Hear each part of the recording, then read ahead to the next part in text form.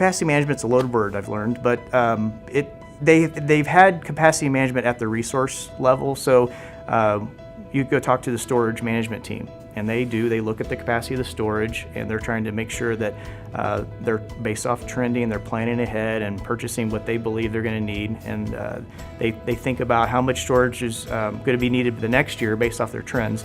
And then you go to the network team, and they do the same thing. You go to the virtualization team, and they do the same thing. So, but what we add as more of a centralized capacity management team is we pull all that together.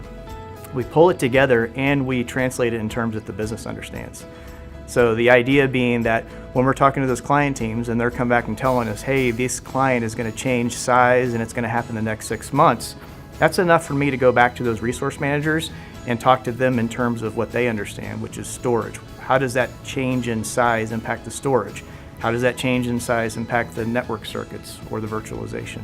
So we're growing in our relationships and building that trust so that we can be that integrator between our client teams and the infrastructure operations teams.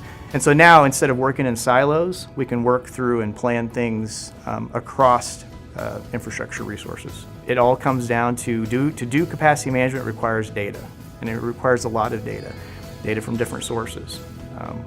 Resource management tools, we have many of them, and some of them overlap a little bit, but the challenge we had is that a capacity manager's job a few years ago was spending most of their time going out to those tools, pulling the data together, figuring out how to massage it, and then creating trends, and then by the time you're done with that, right, you've just looked at one resource, and really to do effective capacity management, you have to look across all of them. So what a tool provides for me is really the same thing as it provides for our stakeholders, is it lets me have more time to have conversations with them, to learn about the things that are going to drive capacity demand, and worrying less about trying to create a chart to show them what's already happened, because they want to know what's going to happen, not show them what's already happened.